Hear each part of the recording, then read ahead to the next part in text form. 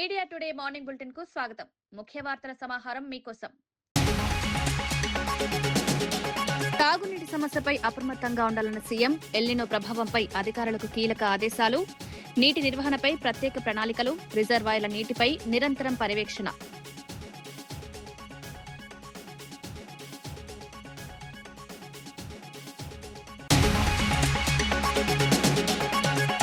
బీహార్ ఉప ఎన్నిక ఫలితంపై స్పందించిన మంత్రి పొన్నం, ప్రజల తీర్పును గౌరవించాలన్న మంత్రి, బీహార్ ఫలితం ప్రజాస్వామ్యానికి నిదర్శనం, ప్రజల విశ్వాసాన్ని నిలబెట్టుకోవాలన్న పొన్నం.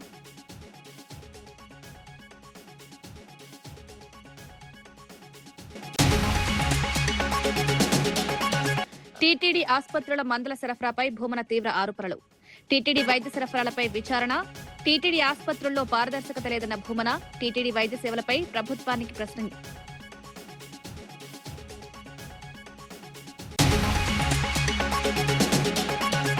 విద్యార్థులకు సీఎం క్షమాపణ చెప్పాలన్న రాకేష్ రెడ్డి. ఇంజనీరింగ్ విద్యార్థులపై వ్యాఖ్యలను ఖండించిన రాకేష్, విద్యార్థుల మనోభావాలు దెబ్బతీశారని వ్యాఖ్య, యువతను అవమానించడం తగదన్న రాకేష్ రెడ్డి.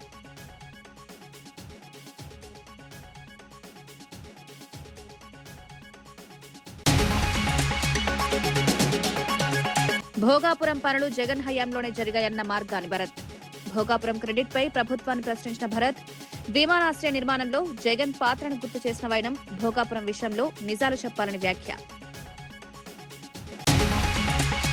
సచివాలయంలో ఆర్టీజీఎస్ కేంద్రంలో వివిధ శాఖల పనితీరును సమీక్షించిన ముఖ్యమంత్రి చంద్రబాబు నాయుడు, ఎల్నినో ప్రభావంతో ఏర్పడే వర్షాభావ పరిస్థితులను దృష్టిలో ఉంచుకుని తాగునీటి సమస్యపై ప్రత్యేక దృష్టి పెట్టాలని అధికారులను ఆదేశించారు.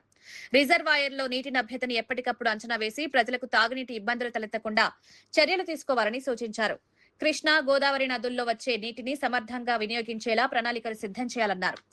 పశుగ్రాస కొరత రాకుండా ముందస్తు చర్యలు తీసుకోవాలని, గ్రామీణ ప్రాంతాలు, పట్టణాల్లో తాగునీటి నాణ్యత పరీక్షలను క్రమం తప్పకుండా నిర్వహించాలని ఆదేశించారు. రవాణా శాఖలో సాంకేతిక వినియోగాన్ని పెంచి అనవసర నిబంధనలు తొలగించి ప్రజలకు సులభ సేవలు అందించేలా సంస్కరణలు అమలు చేయాలని చంద్రబాబు అధికారులను ఆదేశించారు.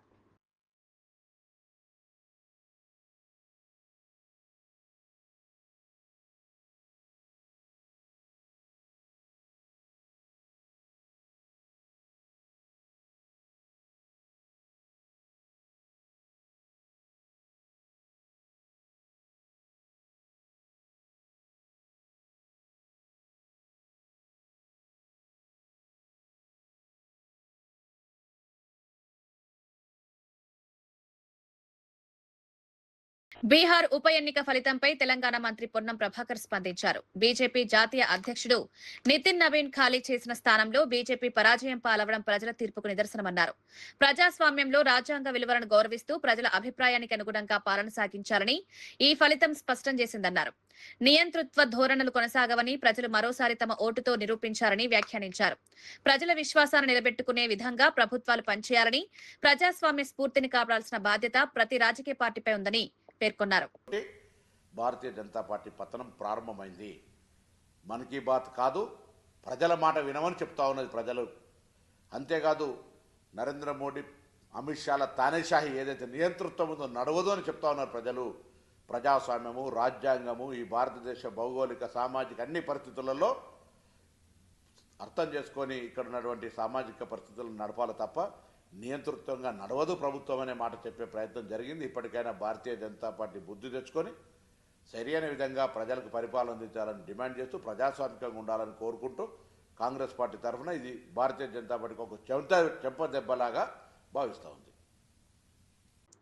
సిపిఎం సీనియర్ నాయకుడు, రైతు సంఘం మాజీ డివిజన్ కార్యదర్శి, బస్వాపురం మాజీ సర్పంచ్ కామ్రేడ్ రాసాల వెంకటేశ ప్రథమ వర్ధంతి సందర్భంగా ఈ నెల 6న బస్వాపురంలో స్మారక స్తూపావిష్కరణతో పాటు బహిరంగ సభ నిర్వహించనున్నట్లు సిపిఎం రాష్ట్ర కమిటీ సభ్యుడు కొండమడుగు నరసింహం తెలిపారు. ఈ కార్యక్రమానికి సిపిఎం రాష్ట్ర కార్యదర్శి జాన్ వెస్లీ, కేంద్ర కమిటీ సభ్యుడు ఎస్ వీరయ్య, రాష్ట్ర కార్యవర్గ సభ్యుడు ఎండి జహంగీర్ తదితరులు హాజరవుతారని వెల్లడించారు. రైతులు, వ్యవసాయ కార్మికులు, పేద ప్రజల హక్కుల కోసం రాసాల వెంకటేష్ జీవితాంతం పోరాడారని కొనియాడారు. ఆయన ఆశయాలను ముందుకు తీసుకువెళ్లేందుకు ఈ సభ దోహదపడుతుందని పేర్కొన్నారు. గ్రామంలో వారి స్తూప ఆవిష్కరణ బహిరంగ సభ నిర్వహిస్తా ఉన్నాం. ఈ బహిరంగ సభకు సిపిఎం రాష్ట్ర కార్యదర్శి కామ్రేడ్ జాన్ వెస్లీ గారు, సిపిఎం పార్టీ కేంద్ర కమిటీ సభ్యులు కామ్రేడ్ ఎస్ వీరయ్య గారు, సిపిఎం పార్టీ రాష్ట్ర కార్యదర్శి వర్గ సభ్యులు యాదాద్రి భువనగిరి జిల్లా కార్యదర్శి ఎండి జహాంగీర్ గారు పాల్గొంటా ఉన్నారు. ప్రధానంగా కామ్రేడ్ రాసాల వెంకటేష్ గారు బస్వాపురం ప్రాజెక్టు నిర్మాణం నుంచి మొదలుకొని ప్రాజెక్టు పూర్తయ్యే వరకు అనేక ఉద్యమాలు తీసుకుంటూ ప్రాజెక్టు కావాలనే ఒక పోరాటం నడుపుతూనే ప్రాజెక్టులో ముంపు గురవుతున్న రైతాంగానికి నష్టపరిహారం ఇవ్వాలని, ముంపు గురవుతున్న తిమ్మాపురం, తర్వాత లప్పనాయక్ తండా, చౌకుల తండా ఈ నిర్వాసితులకు బహిరంగ మార్కెట్ ప్రకారం 2013 భూసేకరణ చట్ట ప్రకారం నష్టపరిహారం ఇవ్వాలని అనేక ఉద్యమాలు నడిపిన దాంట్లో వెంకన్న పాత్ర చాలా గొప్పది. అదేవిధంగా రైతు సంఘం నాయకుడిగా ఇక్కడ బునాది గాని కాలువ గురించి కానీ, వడపర్తి కత్వ గురించి కానీ, రైతులకు పండించిన పంట గిట్టుబాటు ధర కావాలని, మార్కెట్ వ్యవస్థ ఉండాలని ఇట్లా అనేక కార్యక్రమాలు తీసుకుంటూ, అదేవిధంగా గొర్రెల కాపర్లు వృత్తిదారుల సమస్యల మీద కూడా వెంకన్న సుదీర్ఘమైన పోరాటాలు నడిపిన పరిస్థితి ఉంది. గ్రామ సర్పంచ్గా గ్రామాన్ని అభివృద్ధి చేసే దాంట్లో చాలా కీలక పాత్ర పోషించిన పరిస్థితి ఉంది. అందుకనే వెంకన్న యొక్క మొదటి వర్ధంతి సందర్భంగా ఈ నెల 6 తారీఖు నాడు బస్వాపురంలో సాయంత్రం నిర్వహిస్తున్న బహిరంగ సభలో ఈ మండలంలో జిల్లాలో ఉన్న అన్ని వర్గాల ప్రజలు, రైతులు, వ్యవసాయ కూలీలు, అన్ని వర్గాల ప్రజలు పెద్ద ఎత్తున పాల్గొని జయప్రదం చేయాలని విజ్ఞప్తి చేస్తా ఉన్నా. దేశవ్యాప్తంగా అనేక రాజకీయ పార్టీల విషయాల్లో కీలక పాత్ర పోషించిన రాజకీయ వ్యూహకర్త ప్రశాంత్ కిషోర్ సొంతంగా జన్ సూరజ్ పార్టీని ఎందుకు స్థాపించారనే అంశం మరోసారి చర్చనీయాంశమైంది. కాంగ్రెస్ పార్టీలో చేసే అవకాశాన్ని వదులుకుని ఆ పార్టీ పునర్నిర్మాణానికి సమగ్ర బ్లూ ప్రింట్ ఇచ్చినా అది అమలు కాకపోవడంతో కొత్త రాజకీయ ప్రయాణానికి శ్రీకారం చుట్టినట్లు విశ్లేషణలు చెప్తున్నాయి. రాహుల్ గాంధీతో జరిగిన చర్చల అనంతరం బీహార్ ప్రజల్లోకి నేరుగా వెళ్లాలని నిర్ణయించి పాదయాత్ర ప్రారంభించిన ప్రశాంత్ కిషోర్ ప్రజల సమస్యల ఆధారంగా రాజకీయ ప్రత్యామ్నాయం నిర్మించాలని లక్ష్యంగా పెట్టుకున్నారు. బాంకీపూర్ ఉప ఎన్నికలో బీజేపీకి ఎదురుదెబ్బ ఇవ్వడం నుంచి జన్ సూరజ్ పార్టీ ఆవిర్భావం వరకు జరిగిన రాజకీయ పరిణామాలు ప్రస్తుతం జాతీయ రాజకీయాల్లో ఆసక్తికర చర్చకు దారితీశాయి.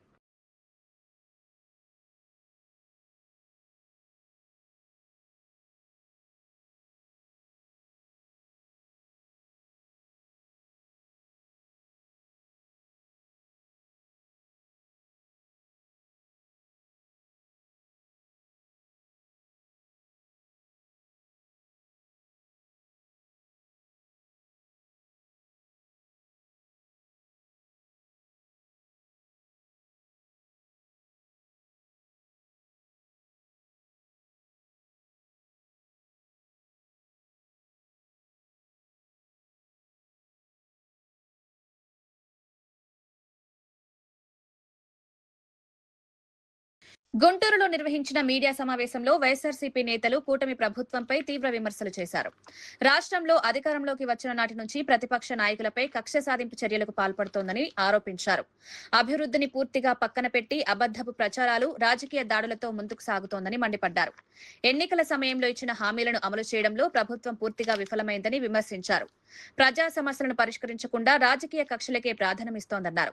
ప్రజల తరపున తమ పార్టీ నిరంతరం పోరాటం కొనసాగిస్తుందని, ప్రభుత్వ వైఫల్యాలను ప్రజల్లోకి తీసుకెళ్తామని నాయకులు స్పష్టం చేశారు.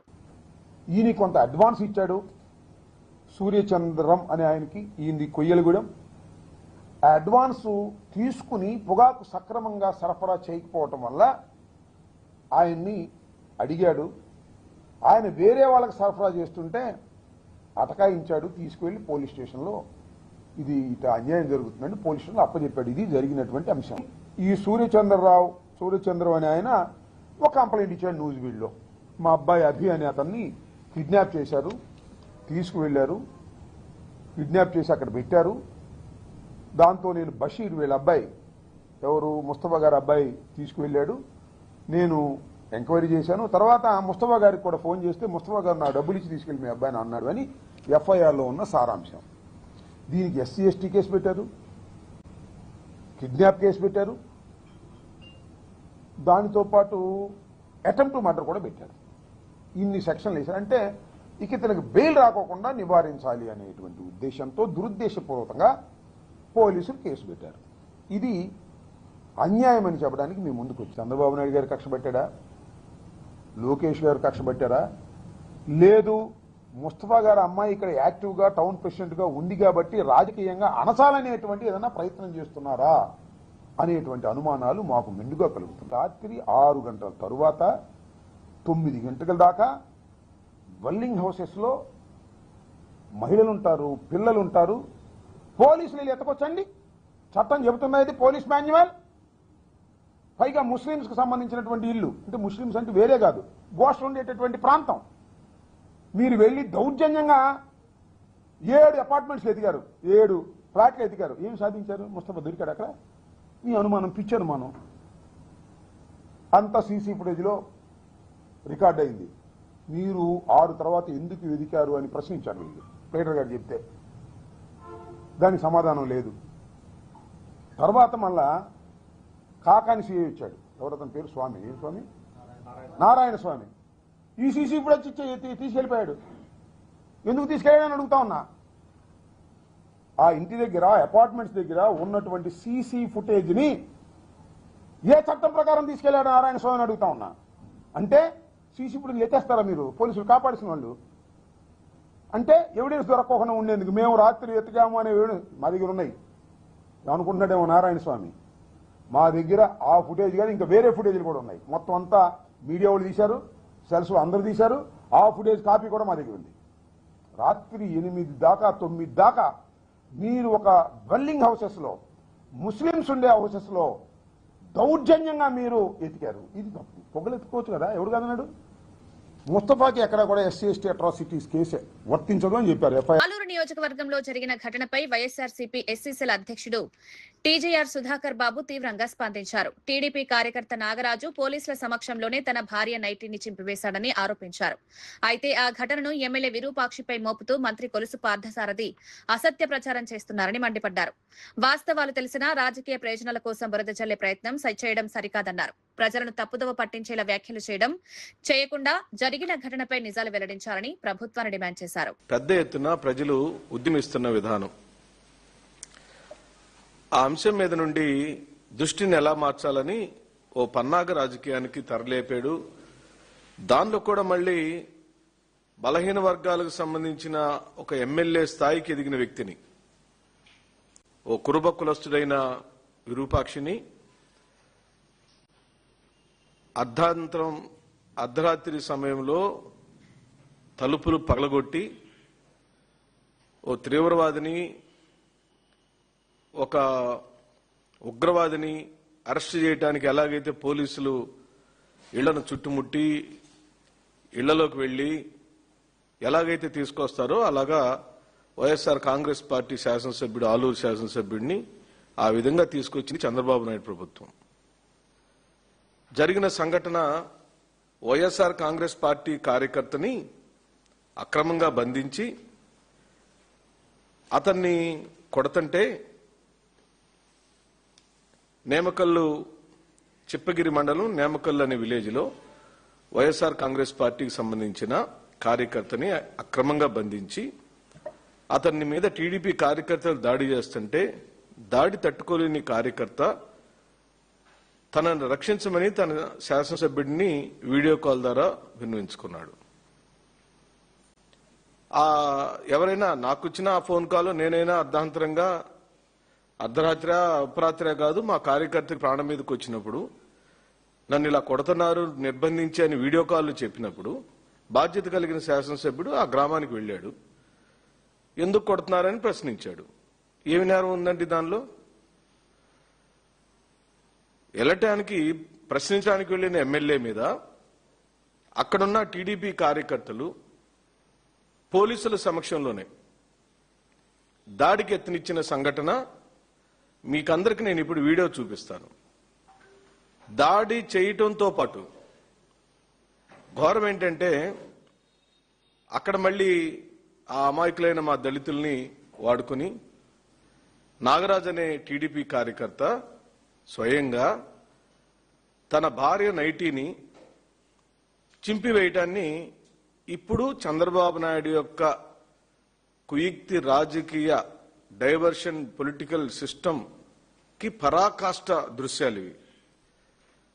దీని మీద ఎవరెవరు ఏం మాట్లాడారో నేను సవివరంగా మీకు నేను వివరిస్తాను. ఒక్కసారి ఆ నాగరాజు అనే వ్యక్తి తన సొంత భార్య యొక్క నైటీని ఏ విధంగా చంపుతున్నాడో ఈ రాష్ట్ర ప్రజలందరూ చూడమని కోరుతున్నాను.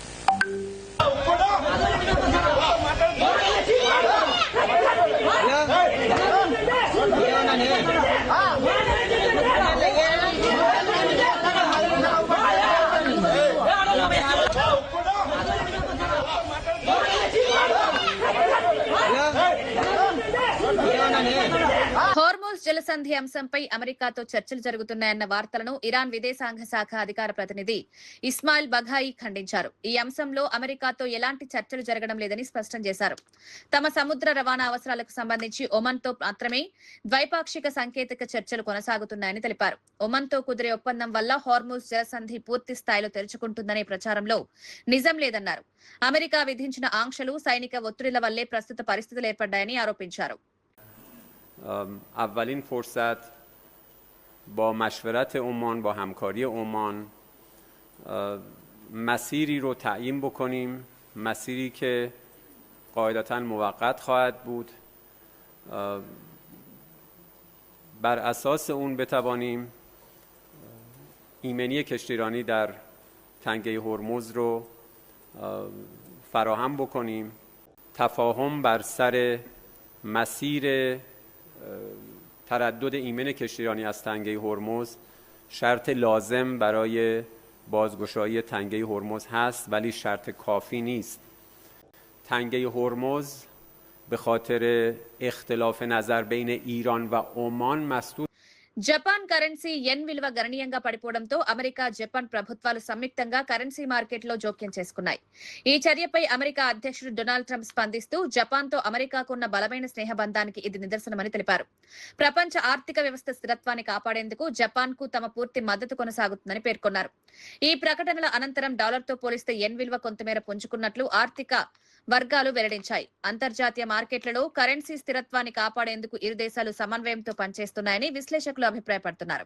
World economy, but we make when we did with Argentina, I got criticized. We made $25 billion on that deal. On Venezuela, we make hundreds of billions of dollars. I make good deals. Japan wanted to.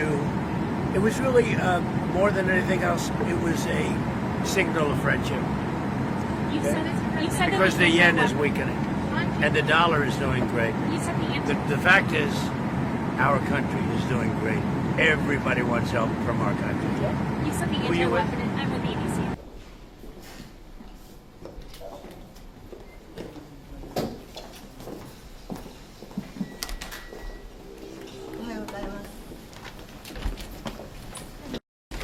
米国の東部時間7月31日金曜日、我々日本国財務省は米国財務省と協調して円買い介入を実施しました。今回の協調介入は2025年9月に発出しました日米財務大臣共同声明に基づき実施したものでございまして、最近見られた円の過度な変動や無秩序な動きに対処したものです。日本国財務省は状況を注視し、米国財務省との緊密なコミュニケーションを維持しています。我々は今後もさらなる協調。భోగాపురం అంతర్జాతీయ విమానాశ్రయంపై మాజీ MP, YSRCP జాతీయ అధికార ప్రతినిధి మార్గాని భరత్ స్పందించారు. విమానాశ్రయం విషయంలో జగన్ పై విష ప్రచారం చేస్తున్నారని ఆరోపించారు.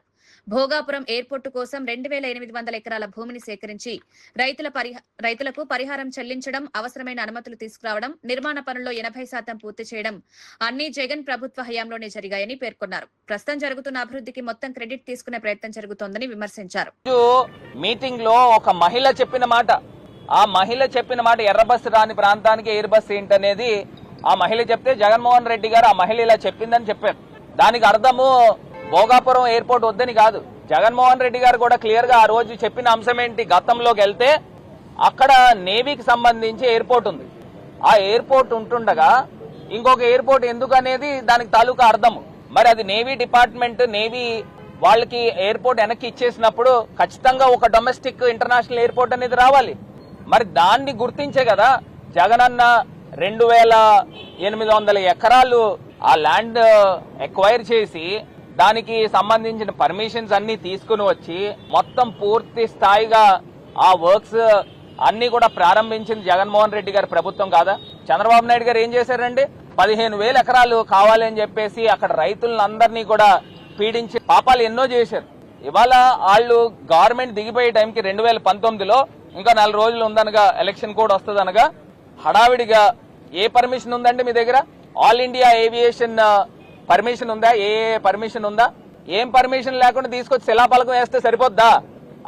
టీటీడీ మాజీ చైర్మన్ భూమన కరుణాకర్ రెడ్డి టీటీడీ ఆసుపత్రుల్లో మందులు, వైద్య పరికరాల సరఫరాపై తీవ్ర ఆరోపణలు చేశారు. గతంలో శ్రీవారి లడ్డు, నెయ్యి టెండర్ల విషయంలో వైఎస్ఆర్సీపీపై అసత్య ప్రచారం చేశారని, ఇప్పుడు అదే విధంగా టీటీడీ ఆసుపత్రుల్లో నిబంధనలను సడలించి తమకు అనుకూలమైన వారికి లబ్ధి చేకూర్చే ప్రయత్నం జరుగుతోందని విమర్శించారు. ప్రజల ప్రాణాలతో చెలగాటమాడేలా వైద్య సరఫరాల్లో రాజీపడ్డం ప్రమాదకరమని హెచ్చరించారు.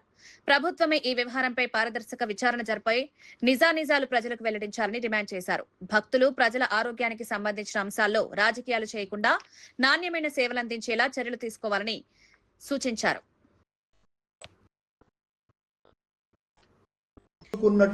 నిర్ణయమని నెయ్యి సరఫరాదారులకు సంబంధించిన టెండర్లకు జరిగిన సడలింపు వలనే మొత్తం నెయ్యంతా కూడా కల్తీ నెయ్యి వచ్చేసింది అని రకరకాలైనటువంటి నీచపు మాటలు మాట్లాడినారు చంద్రబాబు నాయుడు గారు, నారా లోకేష్ గారు, పవన్ కళ్యాణ్ గారు.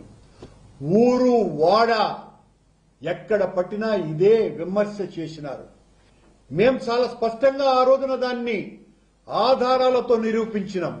మా సడలింపు ద్వారా ఒక్కటంటే ఒక్క పనికి మాలిన బిడ్డర్ కూడా టెండర్లో పాల్గొన్నటువంటి పని చెయ్యలేదు అని చంద్రబాబు గారి టైంలో ఎవరైతే పాల్గొన్నారో వాళ్లే మా హయాంలో మేము సడలించినప్పుడు కూడా పాల్గొన్నారు. ఆ కారణంగా వాళ్ళు ఏదైతే కారణం చెప్పినారో ఆ కారణంగా ఏ రకమైనటువంటి పొరపాటు అక్కడ జరగల. కానీ ఈరోజు చంద్రబాబు నాయుడు గారు, లోకేష్ గారి ఆదేశాలతో అత్యంత ప్రాణం పోసేటువంటి మందులకు సంబంధించిన నిర్ణయంలో టర్నోవర్ను ఒక్కసారిగా ఆకాశం నుంచి పాతాళానికి తీసుకొని వచ్చినారు. దీని ద్వారా నాసిరకం వస్తువులు, సామగ్రి, మందులు సరఫరా చేయటం ద్వారా ఆ సరఫరాదారుల ద్వారా కమిషన్లు కొట్టటానికి, కుమ్మటానికే ఈ నిర్ణయం తీసుకున్నారు.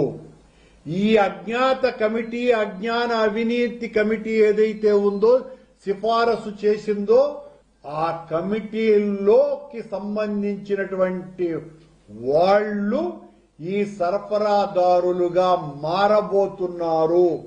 వాళ్ల భాగస్వామ్యం కూడా ఉంది అన్నటువంటి అనుమానాలు ఇప్పుడు అంతా కూడా వ్యక్తమవుతున్నాయి. దీనికి సంబంధించినటువంటి చర్చలో పాలక మండలిలోనే ఒక పెద్ద ఫార్మాస్యూటికల్ కంపెనీ నడుపుతున్నటువంటి ఒక పాలక మండలి సభ్యురాలు, దేశంలోనే పెద్ద ఫార్మాస్యూటికల్ కంపెనీ నడుపుతున్నటువంటి సభ్యురాలు ఒకరు, బీఆర్ఎస్ నాయకుడు ఏనుగుల రాకేష్ రెడ్డి ముఖ్యమంత్రి రేవంత్ రెడ్డి చేసిన ఇంజనీరింగ్ విద్యార్థుల వ్యాఖ్యలను తీవ్రంగా ఖండించారు. ఇంజనీరింగ్ విద్యార్థులను క్రిమినల్ వేస్ట్ గా అభివర్ణించడం దురదృష్టకరమన్నారు. విద్యార్థులకు ఉద్యోగ దరఖాస్తులు కూడా నింపడం రాదని వ్యాఖ్యానించిన సీఎం కొడంగల్లో జరిగే ఎన్నికలపై తనపై పోటీకి 1,00,000 మంది విద్యార్థులు నామినేషన్లు వేస్తారని ఎద్దేవా చేశారు. విద్యార్థుల ఆత్మగౌరవాన్ని దెబ్బతీసేలా మాట్లాడడం సరికాదని, వెంటనే బహిరంగ క్షమాపణ చెప్పాలని డిమాండ్ చేశారు. అంతేందుకు మన తెలంగాణలో ఎంత పేదరికం ఉండే, ఎన్ని ఆత్మహత్యలు, ఎన్ని వలసలు. మరి ఆ రోజు కేసీఆర్ గారు మా ప్రజలందరూ బిచ్చగాళ్ళని మాట్లాడినలా? అట్లా మాట్లాడారు కదా, బాధ్యత ఉంటుంది కదా. కాబట్టి మీరు క్రిమినల్ వేస్ట్ అని మాట్లాడడం చాలా దురదృష్టకరము. హార్వర్డ్ వేలు వారం రోజులు శిక్షణ తీసుకున్నాకన్నా ఆయన మారుతాడని చెప్పి అధికారులందరూ భావించిండ్రు. వాళ్ళు ఎంతో ఆలోచించి ముఖ్యమంత్రి స్థాయిలో ఈయన మాట్లాడతలేడు కాబట్టి, మన రాష్ట్రంలో ఉన్నటువంటి పెట్టుబడులన్నీ పోతున్నాయి కాబట్టి కనీసం ఈయన మారాలని ఆరోడు పంపిస్తే వారం రోజులు ఆడ చదువు చెప్పినా కూడా ఈయన మారలే. ఇప్పుడు తలకాయ పట్టుకుంటున్నారు అధికారులందరూ కూడా. ఎందుకంటే మీరు ఆలోచించండి, ఆయన చేసిన కథ వల్ల ఈరోజు కన్స్ట్రక్షన్ ఇండస్ట్రీ పోయింది, రియల్ ఎస్టేట్ పోయింది. ఇప్పుడు దీనివల్ల ఈ ఉన్న ఐటీ, మ్యానుఫ్యాక్చరింగ్, ఈ సర్వీసెస్ ఇండస్ట్రీ కూడా పోతే రాష్ట్రం మొత్తం దివాలా తీసేటువంటి ఒక పరిస్థితి ఉంటుంది. కాబట్టి ముఖ్యమంత్రి గారు వెంటనే బేషరతుగా ఈ రాష్ట్రంలో ఉన్నటువంటి ఇంజనీరింగ్ విద్యార్థులందరికీ కూడా క్షమాపణ చెప్పాలి. క్షమాపణ చెప్పకపోయినట్టయితే తప్పకుండా నువ్వు అప్లికేషన్ రాయరాదు అన్నావు కదా, జాబ్ అప్లికేషన్ రాయరాదు అన్నావు కదా, కొడంగల్లో నామినేషన్ అప్లికేషను తప్పకుండా 1,00,000 మంది ఇంజనీర్లు రాస్తారు, తప్పకుండా పోటీ చేస్తారు నీ మీద, నిన్ను ఓడించేటువంటి ఒక ప్రయత్నం చేస్తారు రేవంత్ రెడ్డి గారు అని చెప్పి హెచ్చరిస్తూ వెంటనే మరి క్షమాపణ చెప్పాలి. ఫీజు రీయింబర్స్మెంట్ ఎగ్గొట్టడానికి ఇలాంటి చిల్లర వేషాలు మానుకోవాలి. నీకు నిజాయితీ ఉంటే, నీకు చిత్తశుద్ధి ఉంటే వెంటనే 11,000 కోట్ల రూపాయల ఫీజు రీయింబర్స్మెంట్ స్కాలర్షిప్ బకాయిలు చెల్లించాలని చెప్పి కూడా ఈ సందర్భంగా నేను మనవి చేస్తూ, వెంటనే జాబ్ నోటిఫికేషన్లు కూడా ఇవ్వాల్సిందే ఈ సందర్భంగా మనవి చేస్తూ మీ అందరికీ కూడా పేరు పైన ధన్యవాదాలు. తాగునీటి సమస్యపై అప్రమత్తంగా ఉండాలన్న సీఎం, ఎల్నినో ప్రభావంపై అధికారులకు కీలక ఆదేశాలు, నీటి నిర్వహణపై ప్రత్యేక ప్రణాళికలు, రిజర్వాయర్ల నీటిపై నిరంతరం పర్యవేక్షణ.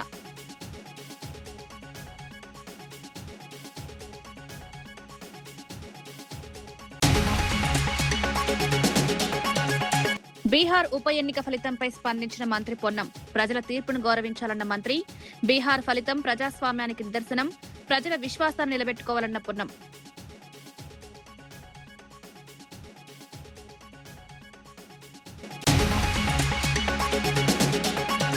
టీటీడీ ఆసుపత్రుల మందుల సరఫరాపై భూమన తీవ్ర ఆరోపణలు, టీటీడీ వైద్య సరఫరాలపై విచారణ, టీటీడీ ఆసుపత్రుల్లో పారదర్శకత లేదన్న భూమన, టీటీడీ వైద్య సేవలపై ప్రభుత్వానికి ప్రశ్న.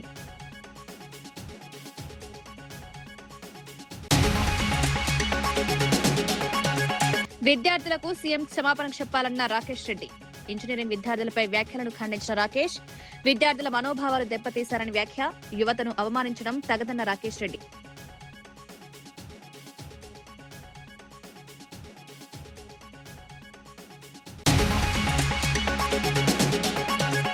భోగాపురం పనులు జగన్ హయాంలోనే జరిగాయన్న మార్గాని భరత్, భోగాపురం క్రెడిట్ పై ప్రభుత్వాన్ని ప్రశ్నించిన భరత్, విమానాశ్రయ నిర్మాణంలో జగన్ పాత్రను గుర్తు చేసిన వైనం, భోగాపురం విషయంలో నిజాలు చెప్పాలని వ్యాఖ్య.